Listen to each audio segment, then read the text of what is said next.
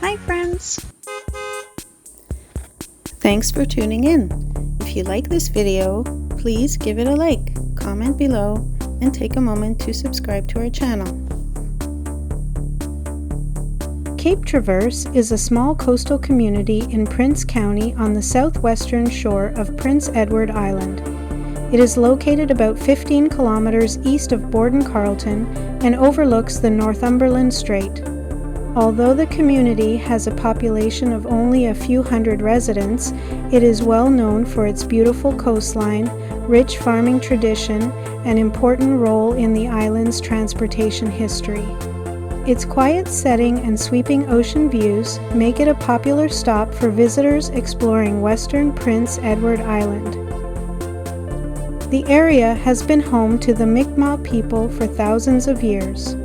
European settlement began during the late 18th and early 19th centuries as farming and fishing communities developed along the coast. Cape Traverse grew because of its fertile farmland and its location on the Northumberland Strait, which provided opportunities for fishing, shipping, and transportation between Prince Edward Island and the mainland. For generations, agriculture has been the backbone of the local economy.